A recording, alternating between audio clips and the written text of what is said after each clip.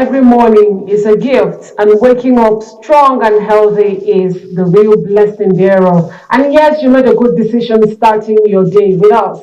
You're welcome to Good Morning, Abuja, reaching you from NTA Channel 5, Abuja, the Unity Station. My name is Neka Igwe. Thank you so much for joining us on today's episode. It promises to be exciting, educating, and of course, entertaining as usual. We start off like every day with our motivational segment. Coach Didi is standing by to talk to us on a topic that centers around you taking responsibility for wherever you find yourself in life. Let's take a look. Do you feel as though you've done something really stupid and you cannot recover from it? Over the years, I've done so many stupid things. But there's a difference between being stupid and staying stupid. I have learned to look within myself, look into the mistakes I've made in my life, find the lessons in them, and use them to grow, evolve, and become a better version of myself. The definition of insanity is doing the same thing over and over again and expecting a different result. So if you're doing something and you're not okay with it, you feel you can do better, it's because you actually can. Hold yourself accountable for where you are in your life. Take charge of your mind and your life. You can come back from anything if you want to. So we can stop being stupid together. Master your mind. Take charge of it. Learn lessons and use them to grow. All right, welcome back there from Coach Didi. And moving on, we will take our exercise segment next for our general body fitness. Shake it off and put yourself in the right frame of mind to enjoy a very healthy and productive day. You have to warm up that body because we're working everything here. So you really want to give your body a proper warm up so that you can last, remain stable. You want to be falling all over the place, all right? We're not doing this. None of that. Just stay upright. Keep your back nice and tall, straight. Good. Feel that? All right, hamstrings. It's like so small, but it works. Let's move on to squats. So your feet are shoulder length apart. Your toes are slightly outward, and get low. Watch out for those knees and squeeze those glutes and quads at the top. Good. Bring it up. Get as low as you can while keeping great form. Good. You got this. I like how you say squeeze at the top. Squeeze. Forget that. Good. Almost there. Balance is so hard here. That's the leg. Kick back. Good. Kick forward and back. Forward. Good. Keep it up. Ooh, it's burning. All right, welcome back from that fitness segment. A healthy, moving body is a very productive body, like I always say. And we'll take a short break now. When we come back, we will delve into our discussion segment. Stay with us on Good Morning, Abuja.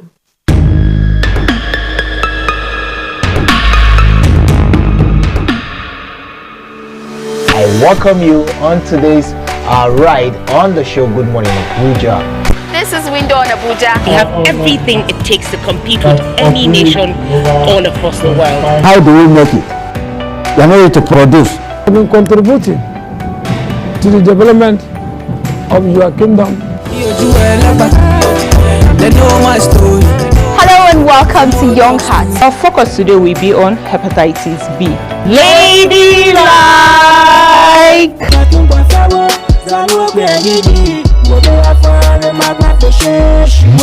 This is Entertainment Gist.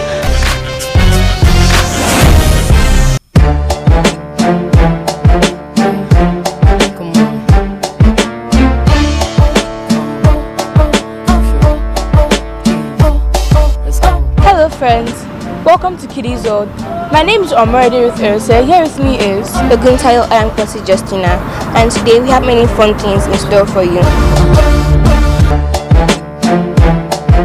I had so much fun, and I hope you had fun. Exactly, it was exciting, especially when I saw the lion, ostriches, and buffaloes.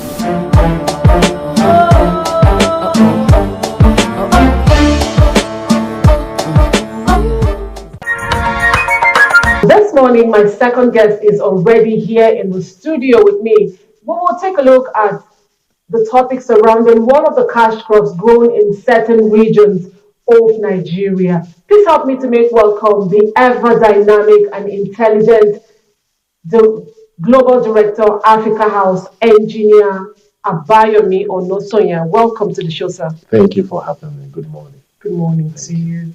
It's always a pleasure to have you here with us. We will dissect the topic, building an export value chain for cashew in Nigeria. Engineer, so let us start this way. How important is the cashew industry to Nigeria's development? Well, good morning, Abuja. Good morning, Nigeria. Thank you for having me. Cashew is a very important cash crop, like you said, and cashew has long been overlooked. And it's high time we focused on cashew, because in order for us to get out of the economic challenges that we're facing, we need to start exploring advantages that we already have. And one of those advantages is cashew.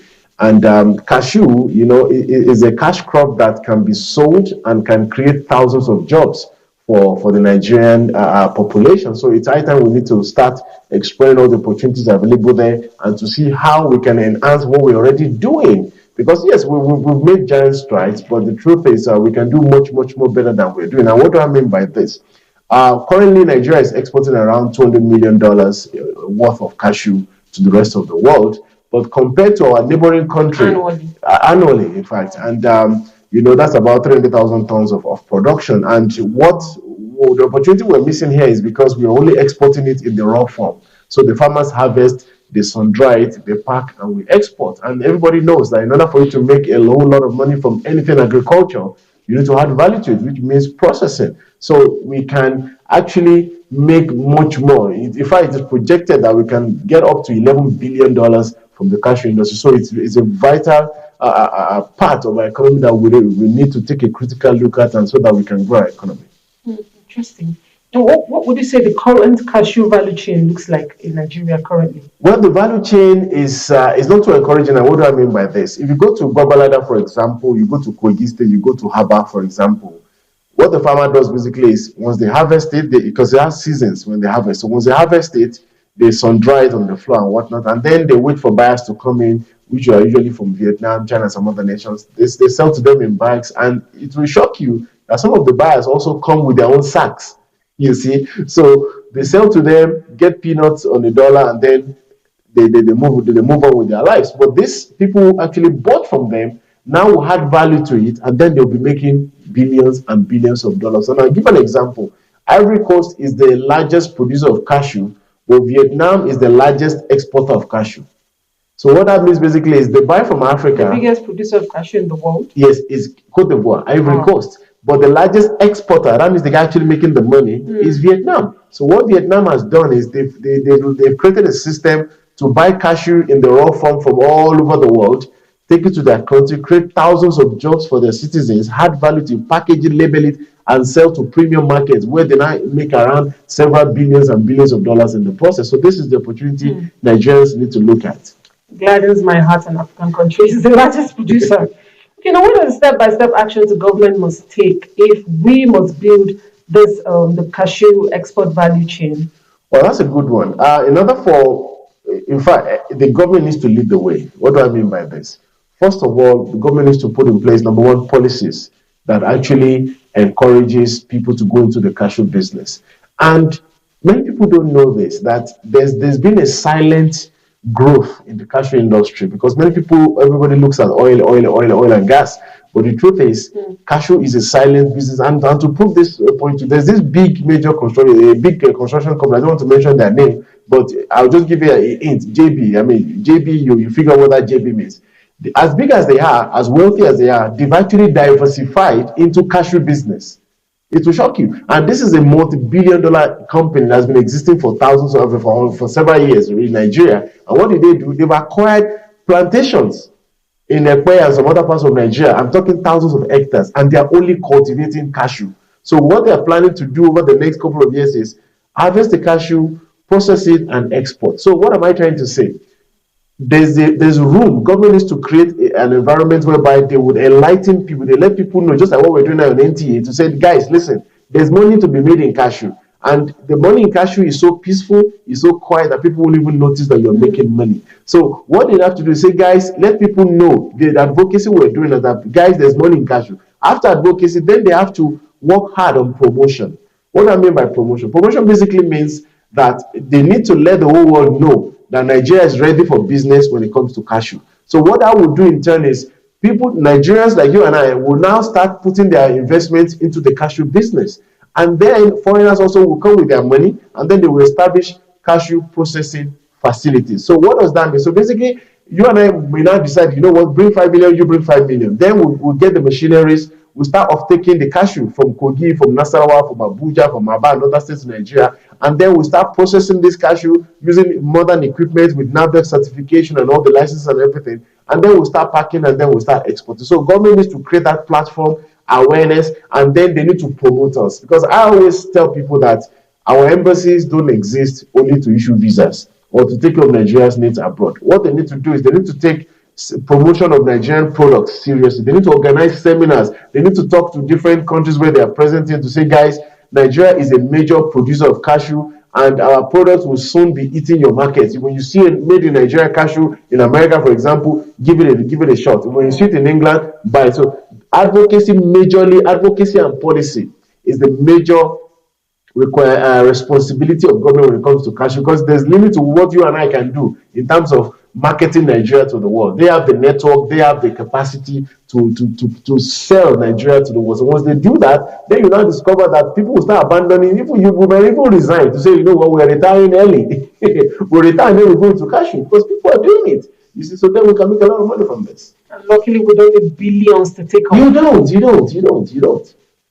Now, what can the private sector do? Speaking of which, what can the private sector do to tap into the cashew export business? Well, for the private sector to tap into it, we need to start, after the advocacy, of course, once they know that there's billions of dollars to be made in the cashew industry, now they have to now start spending money on market research. What do I mean by this? You need to hire consultants, you need to hire people to let you know that, okay, fine, if I'm producing 1,000 containers of cashew in a month, which market can I sell it to? Who are my potential customers? What is the international price? So you'll be able to do your math and understand that, okay, fine, for every 1 million I invest, I'm getting 10 million back. I haven't done that. Then we need to now start encouraging the banks, because the banking industry in Nigeria is huge. They make a lot of profits year on year. So we need to let them understand that they can start diversifying some of their profits into investing into cashew processing, cashew packaging, cashew export, and then individuals too. In fact, it's a good idea for government, or even we need to encourage civil servants to retire early. Who says you must retire at 60 or 65? Why not retire at 50 when you're able to access certain amount of money from the bank, or you have a savings, put your money into cashew processing, into cashew business, and then you discover that what you'll be earning per month will actually be more than the government can ever pay you in the next 25 years. That's the reality of it. So private sector holds a huge responsibility when it comes to developing the cashew value chain. So they need to, guys, please listen to me, invest money in cashew. There's a lot to be made in cashew. Interesting, very interesting eye opener there. We'll take a short break now, and when we come back, engineer Onosonya has more insights. Please stay with us.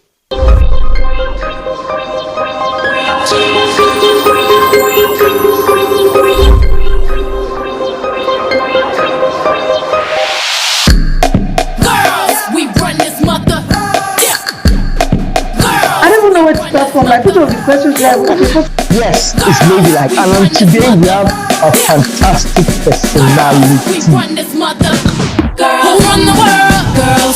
Who run the world? Girls. Who run the world? Girls. Who run the world? Girls. Who run this mother? Who run this mother? Who run this mother? Who run this mother? What a man can do, a woman can do even better.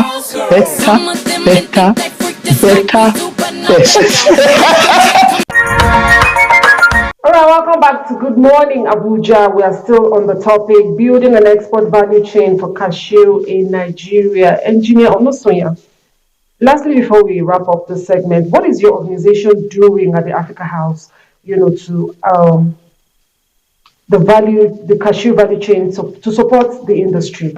Well, what we've done since we relocated our headquarters back to Abuja is we've been doing sensitization.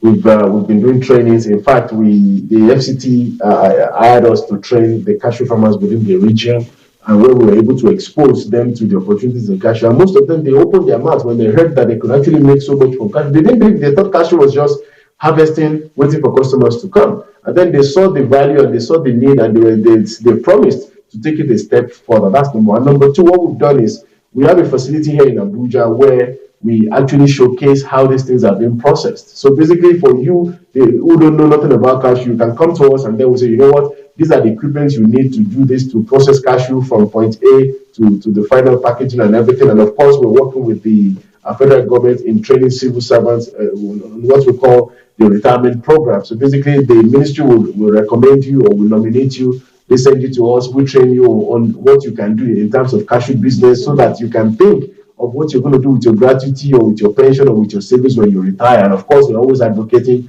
for people to retire early, because if you retire early, then the young people can come into the federal civil service. Yes, so exactly. that's what we're doing, and some other things that we're doing in the export aspect, and of course, consultancy as well for governments and nations across Africa to help them enhance their cashew value chain.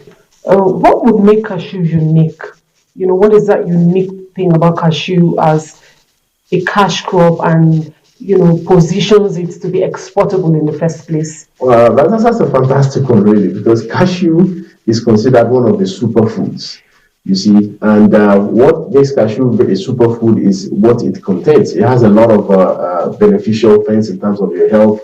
And in fact, is considered especially in America and the West as an healthy snack. You see, so for someone trying to lose weight, for someone who's exercising or a sports person, they encourage that person to eat a lot of cashew. So as a result, when you go to the West, you discover that somebody might not eat all the junk food, but he's always snacking on cashew. In fact, people snack on cashew more than any other nut that you can find around. And another thing that you have to see is that there's some people who have what they call allergies to different food. For example, milk. Some people have allergies to dairy products. So cashew milk is one product that many people have probably not heard of. Some may have heard of it. From the nuts. Yes, from the nuts. It's cashew milk. You see, how do you make cashew milk? Basically, you soak it in water overnight, you remove that water, and then you blend it again with water and you squeeze it. That's cashew milk. And that cashew milk, they are even using it in the West for baking, for confectionaries, biscuits, cake, and whatnot for people who have different allergies. And of course, it's gluten-free and it's considered non-GMO and whatnot. So it has a whole lot of health reasons that makes people want to buy cashew. And when you go to the Middle East, like I said this before, cashew is considered a sign of respect. If you go to meet someone who's from the Middle East, they cook rice for you. They will put cashew on the side, like a side dish. Just to see, this is cashew. That means I respect you. So, and it's expensive. So, but in Africa, you go to the supermarket, they tell you the bottle is 7,500 naira. But if you convert that to dollar, how much they sell abroad is at least times 20 of that. So cashew is a highly valued commodity that we in Africa, we don't even know what we have. And we need to start exploring those opportunities so that we will better ourselves for it. All right, that was a very insightful one there from Engineer Abayomi Onosonya, the Global Director of Africa House. I hope you learned a thing or two. Stay with us in Good Morning Abuja. When we return, there is more on our discussion segment.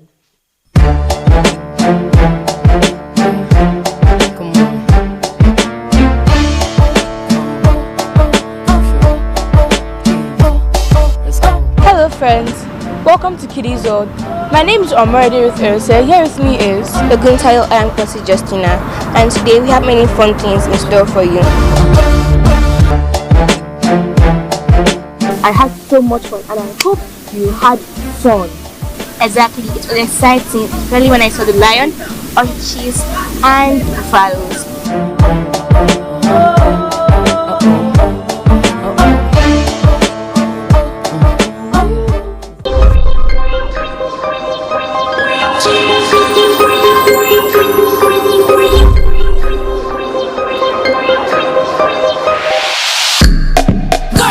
We run from like which of the questions like okay, Yes, it's maybe like, and today we have a fantastic personality. We run this mother. Girls. Who run the world? Girls. Who run the world? Girls. Who run the world? Girls. Who run the world? Girls. Who run this mother? Who run this mother? Who run this mother? Who run this mother? What a man can do, a woman can do even better, better, better, better. You know, it is said that a girl's education is actually an education for prosperity, for humanity. When you educate a woman, you educate the whole nation and all of that. Now, how important is education in breaking the cycle of poverty in a girl's life? And what can be done to ensure adequate access to quality education for all girls? Well, you can, keep naming 101 people, 101, young girls who have become mothers and, activists like us, and then a whole lot of other people doing well in the society who grew up as young girls and they were educated. So education is one thing I don't joke with. I am a serious, advocate for girl child education, because girl child education is like you're educating the entire nation.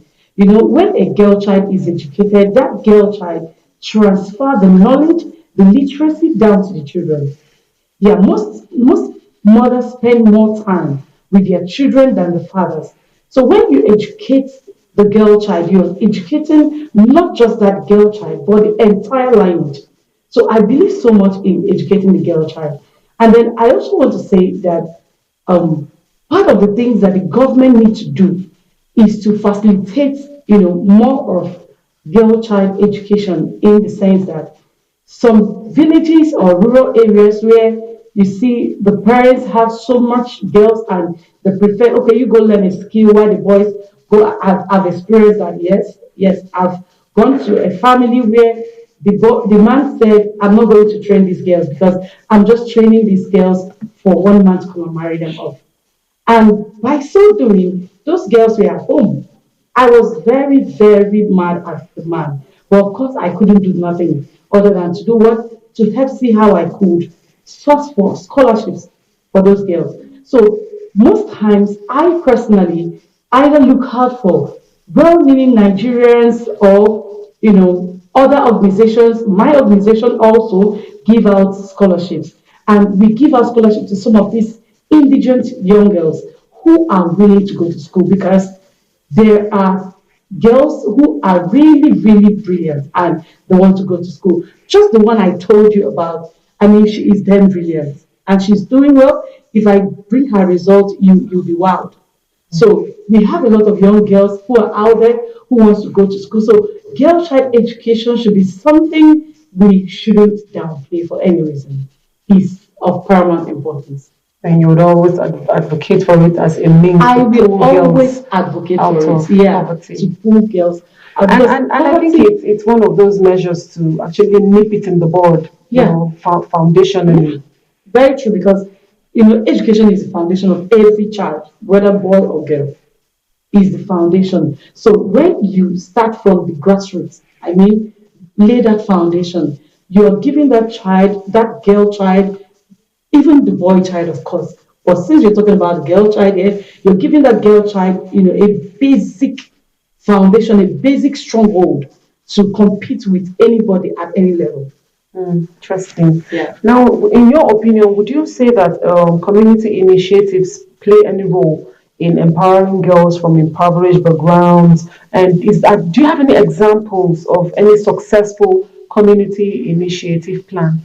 Oh yeah, sure, of course, because there are some communities actually. The ones I know are more in the east.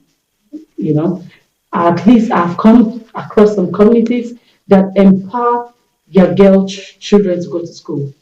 For instance, where I come from, I don't know, my people have a school of thought, and that school of thought is that every child is supposed to go to school.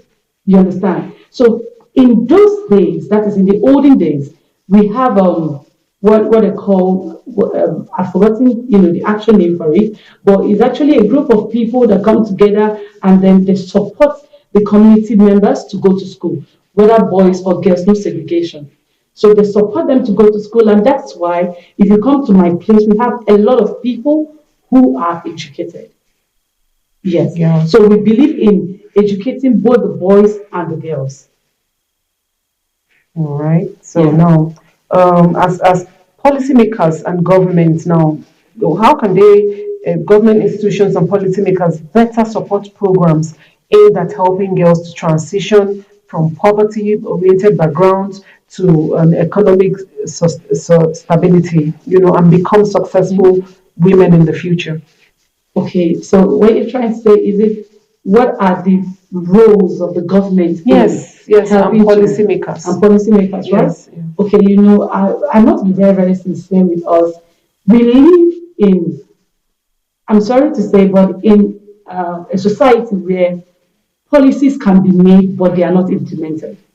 So for me, I want to say that implementation is more important because just making the policy everywhere and it's just there does not make anything. So going down to the grassroots, using the media, using the civil society organizations, reaching out to probably religious organizations because these people have even more influence on the people, especially on the indigent ones than any other person. So using some of all these people and monitoring them properly will really go a long way.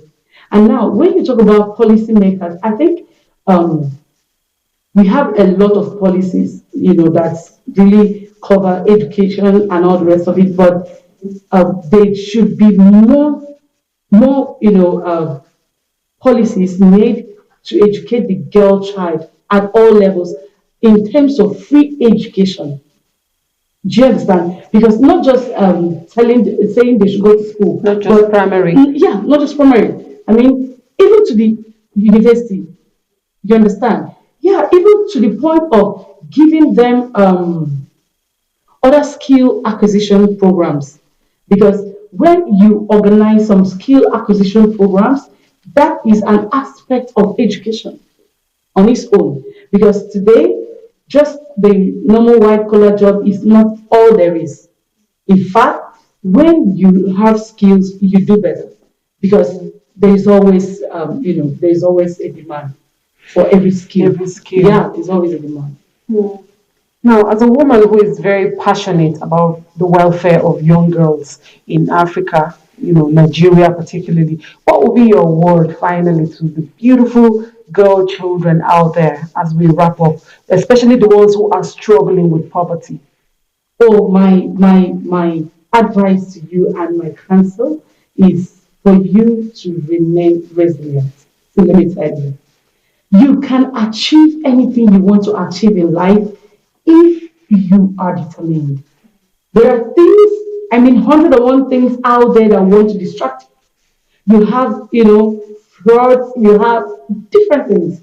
Clubs are everywhere, and so many rich men are out there also to attract you. But I want you to know that there is someone that is in you. And that someone that's in you is the one you see when you look at yourself on the mirror. And that is the great you. And that great you is unstoppable if the person you look on the mirror does not stop herself. So don't stop yourself. Keep being focused. Keep being resilient. Whatever you want to achieve. And I didn't tell you something. You know the young girl I told you that is, in IE2 currently, she goes to school as an undergraduate, and after school, she goes to barbing of hair. Yeah, and she uses it to to support herself in school. So the little we could send to her, and then the scholarship we give to her to pay her school fees, that is tuition. She gets them going, but with barbing, not plaiting hair, because most girls will go for plaiting of hair, right? But she goes for something that is unique. You understand? And she carved a niche for herself. And they call her Baba or whatever in the school. So I want to tell you, carve a niche for yourself. Know who you are. Just know that one day you will be celebrated. Don't give up on yourself. It doesn't matter if the society supports you or they make any good platform for you. You can create the platform yourself. You can create it and you can become the star you want to become. What I just want you to know is that in everything you're doing in life, be focused. Once you're focused, you're resilient, you will hit your target. I must thank you so much for coming to inspire the young generation out there, the girls particularly, and lending your voice to nation building. Thank you so much for coming. We will do another one soon. Thank you very much. Well, what more can I say? It is indeed possible to raise a next generation of young girls who will make Nigeria and the entire world proud. Stay with us in Good Morning, Abuja. There is more when we return.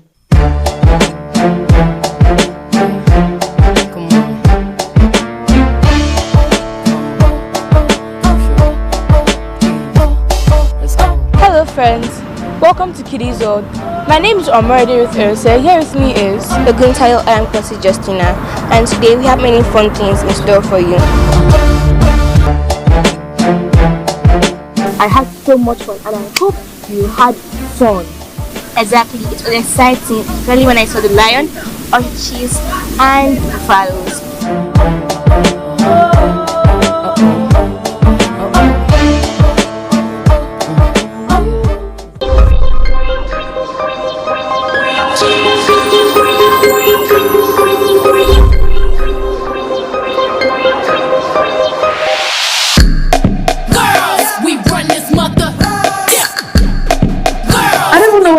I put all the questions there.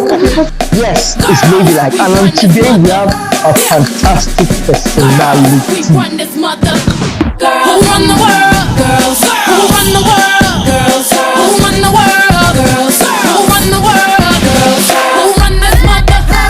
Who run this mother? Who run this mother? Who run this mother? What a man can do, a woman can do even better.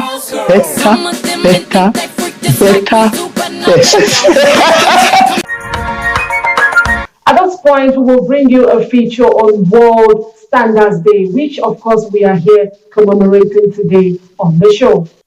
Many people may not be aware of World Standard Day, celebrated on October 14th, a day that highlights the importance of these global standards. These standards ensure that everything we consume or use meets safety and quality benchmarks. Whether it's the food we eat, the clothes we wear, or the technology we rely on, international standards regulate their production and distribution. First celebrated in 1970, World Standard Day highlights the crucial role of standardization in driving trade, innovation, and improving our quality of life. Thousands of experts, scientists, engineers, and business leaders work together to develop these standards, ensuring industries like technology, manufacturing, healthcare, and even environmental sustainability can operate seamlessly around the world. In today's interconnected global economy, international standards make it possible for products to move across borders without compatibility issues. Whether it's the size of a smartphone charging port or the safety protocols for medical devices, these guidelines ensure safety, quality, and innovation. This year's theme, Shared Vision for a Better World, focuses on how standards contribute to a sustainable and equitable future. By supporting the United Nations Sustainable Development Goals such as clean energy, responsible consumption, and poverty eradication, standards play a key role in creating lasting change. On World Standard Day, let's take a moment to appreciate the standards that make our world work smoother, safer, and more sustainably. After all, it's not just about making things work, it's about making them better for everyone. Alright, welcome back. To do more justice on the World Standards Day, which we're commemorating today, of course, I have with me my third and final guest for the day, who will do justice to the topic, the importance of upholding world standards. Let's welcome my guest, Wing Commander Kelechi Ukanwa, retired. Good morning, sir. Good morning, Neka. Thank you for coming on the show. Thank you so Thank you much. so much for coming on very short notice. Now, let's start by today is World Standards Day. Let's take a look at how international world standards contribute to global economic development and how it also ensures fair play among nations. All right. Again, thank you very much, Neka, for having me. It's a pleasure to be with you guys. So, to understand how world standards contribute to fair play, especially in economics, I think it's important for us to actually understand the history where it originated from. Basically, people were doing their own thing when industrial revolution started, and it became obvious that, let's say, for example, you have a screw and somebody manufactures a screw. There was no standard. You could manufacture it to your taste, to your measurements, your dimensions. So it became obvious very quickly that there was need to standardize it so that standardized measurements, standardized equipment, so that they could be exchanged for interchangeability. You understand what I'm saying? So if you get this part, you could actually use it for a machine that breaks down, replace it. It will be easy. So based on that, I think what he now did was he helped people have some form of predictability. You are sure that, okay, what I get, I can use it for my machine. I don't have to start manufacturing my own. I don't have to start looking around. And one important thing was over time, he now made sure that whatever I go to the market to get, I am sure that the standard is setting of a particular standard. So I think that's one of the things that helped economies and nations. It's helped standardize equipment and improved the economy of nations. And livelihood of Yes, of course, there's a livelihood of individuals who are involved. Okay, now let's take a look at some of the key benefits of adhering to these very important world standards in terms of promoting trade, promoting innovation, and sustainable development, and quality assurance Yes, as well. I think that's the most important thing, quality assurance. We have a lot of, let's say, electrical equipment here because that's one area that standards are very important. You have wires, you have cables, you have lamps, you have bulbs. Now, you don't want to buy something that tomorrow you're not sure it just breaks down before meeting maybe an expected performance level. So you want to make sure that everything is standardized. So now, that doesn't mean that manufacturers can't do what they want, but with standardization, I can tell that this thing meets a minimum threshold, right? Now, with that minimum threshold, I know that it represents quality. So if I'm spending my money or spending my resources to get something, I have an idea of how long it will last. So I think that's one of the most important factors. Quality assurance. Quality assurance. You don't want to get something that tomorrow it breaks down. And we see sometimes in our environment, in our country, people manufacture different things. If there's no quality assurance, then you can't even guarantee what people use, what people eat, what the medicine that people take. So these are some of the most important reasons why we need standardization. It's so critical. Lives are at stake. Lives are at stake. Is life changing, life saving. Yeah, I'll put it, but it saves lives. Interesting. Yes. Now, can you provide any examples of successful implementation of international world standards, that have positively impacted any industry or any sector? Very clearly, because I'm a retired Air Force officer, I can tell you that, let's say, air accident investigations, right? Those are some of the things we check for, assuming there's an air crash. God forbid we don't pray for that, but usually most accidents are man-made. Why? Because the manufacturers of such equipment adhere strictly to standards. Now, if there are no standards, it means people can use anything, and aircraft are not like cars. If I would have a saying that there's no parking space in the air, so it's important to adhere to standards in the aviation industry. And that's one place where it has affected and saved lives. I don't know whether you're aware that the statistics for death in accidents is actually way, way much lower than car accidents. Yes, so, good. So, and it's because of strict adherence to quality control standards for aviation related equipment. So I think that's one area that it has affected. And even if that's far fetched, take a look at. Let's X-ray consumables. Yes. I mean, I'm speaking for the ordinary people out there, and that's the nearest one we can come in contact. So I was coming to everyday Nigeria, right? Your food. Yes. The sachet water you drink, the bottled water you drink, they have to meet a minimum standard. That's why we have organizations like NAFDA to ensure that what you put in your body meets a minimum threshold of quality assurance. So I think that's something that affects everyone. Pharmaceuticals, I think you see that even today, I think that's one area that we have really, I think Nigeria has recorded some degree of improvement, that you can pick up a drug, scratch out the card, and put the number there and confirm that this is a genuine pharmaceutical product. So those are things that have really been very helpful and affect everyday Nigerians. There are probably challenges that countries face in trying to uphold and harmonize world standards. What are some of these challenges that countries can face while trying to harmonize the standards, and how can they be effectively tackled?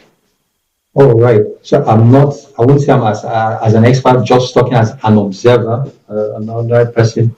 Some of the challenges would be, everybody talks about the economic impact of meeting those standards. Now, you take a country like Nigeria, perhaps our own standard might not be as high as those of European countries or even the United States. So you see when some of our, let's say our farmers want to export certain items, they are compelled to meet the industry specifications of Europe and US. So you see that to meet those standards, it actually costs a lot of money. You understand? So that's an area that I can say off the top of my head. But nonetheless, it just means that we have to up our game and push ourselves to that level, because it's a global village, and you can't say that you're in your own corner and doing things your own way. So if you want to play in those markets, it's important for us to up our game and then meet the global standards. Yes. Let me digress a little. Some entrepreneurs just want to cut corners, make quick gain, much more maximize profit at the expense of consumers. Like a tailor can make your outfits for you, and then they leave out the finishing touches, the weavings that's supposed to effect to your dresses and all of it, just to cut corners and burn their diesel less. What do you have to say? Now, for those, and if you look at those ones, they are not really standardized. Now you're talking about the brand name of, let's say, the entrepreneur. Everybody wants to maximize, every business person wants to maximize profit. But there are repercussions, right? It will come back to haunt the person, because if you're cutting corners, what it tells your customer is that, okay, I can't trust this person. So I had an experience even yesterday. I was working with someone that some of these artisans doing interior decorations and all that, and he made a mistake. This is a real life example, but he was trying to, instead of acknowledging that he had made a mistake, because correcting that mistake will cost him a lot of money, he wanted to leave it, and the whole thing would have been shoddy. So I told him, your name is at stake. So in the sense for entrepreneurs, especially where there are no specified standards, now their brand name become a bearer of their standards. So you can look at the tailor and say, okay, this person is someone that can trust that whatever cloth she makes, inside, outside, is perfectly finished. So in those instances, the brand name of those entrepreneurs become the carriers, and then word of mouth is what becomes the standardization of the Interesting one there. Now, finally, before I let you go, how would you say that world standards play, what roles do they play in enhancing consumer protection? Very important. quality assurance and overall safety of products and services in a global market? Very, very important. Consumer protection. I mean, that's the, if we use NAFDAC. Seems like it's the key role, is what we're driving at the end of the day. Because you don't want people to be hurt because of what they purchase. So I think that's the main thing. You protect the consumer, make sure that the entrepreneurs, the business people don't cut corners, because left to every business person, they want to maximize profit. So you want to make sure that they don't cut corners. However, I also have an alternative perspective in the sense that sometimes you have things like overregulation. So we also need to be careful not to overregulate any market, because there's a tendency for, let's say, government to make laws to protect, and laws don't die. Most laws don't die unless you consciously kill them. Let's say in places that they have sunset clauses on their laws. So you see that a law that was made maybe 50 years ago may not be relevant today, but people are still expected to keep to those laws. So what I'm trying to say now is, yes, standardization is good, but we should also be careful in trying to protect consumers, not to overregulate a market, because overregulation actually kills a market. This has been an insightful discussion, and I have to thank you so much for coming to educate us here on Good Morning Abuja. And we hope to see you again on the show really, really soon. Thank you so much. Well, what more can I say? We continue to thank and salute all the professionals who take time out, and of course artisans who take time out to ensure that they dish out the world standard products and consumables to us on a daily basis. Don't go anywhere, as there is more excitement and fun on Good Morning Abuja this morning. Stay with us. Welcome to Young Hearts, where vibrant minds converge to ignite the flame of innovation. A program designed to inspire, educate. Join us on a journey of exploration and empowerment on Young Hearts. At Young Hearts, we believe in the power of youth to shape the future. You can say we are too young and we know too much. There are so many young people who are very skilled and talented. Join us as we embark on this transformative journey of discovery and growth. Join us Every Monday, 5:30 p.m. at 5:30 p.m. on NTA Channel 5, Abuja.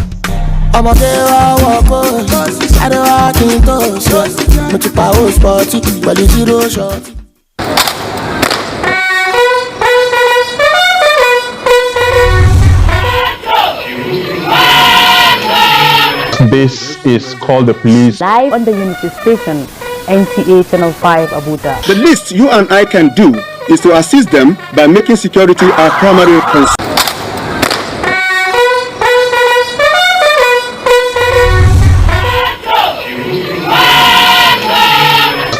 To those who seek to disrupt the tranquility of the FCT, I send a clear and resolute message. My tenure will be marked by a zero-tolerance approach.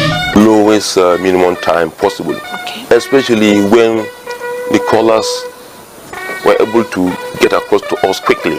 Security is everyone's business. This is why NTA Channel 5 Abuja is collaborating with the FCT Police Command in providing a weekly platform for up-to-date security check in the FCT. Join us for the real information every Wednesday at 10:30 a.m. on NTA Channel 5 Abuja, the Unity Station. It's good to know you're still with us on Good Morning Abuja. Time to talk about money. Money, of course, answers to all things, and it makes the world go round. We'll bring you some money-saving tips up next.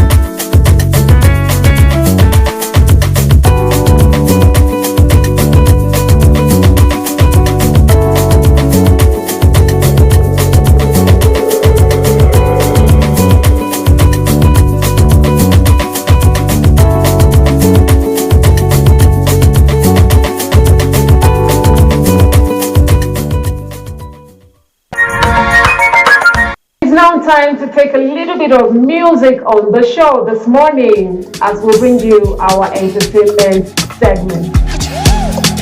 I've been on the road for way too long, oh. If you need me, you can catch me outside. And I don't do too much, don't say too much, oh. But if you need me, you can catch me outside. Ah, oh. If you need me, you can catch me outside. Yeah, yeah. Well, sir, if I fail, then go laugh me. Now my mama now him bath me. Them is excuse they slap me. Same people when I turn they go yab me. Alright, tell me where they live. I see that you with that other guy. While I look you in your eyes, oh, I'm jealous. Can you believe it? Won't you want to myself? Tell him he can start leaving. Yeah. So long since you made sweet love with some foreplay. But you undercover, revealing to no other. I'm making me mad. Alright, you're welcome back to the show. Up next, we have the weather forecast for the day.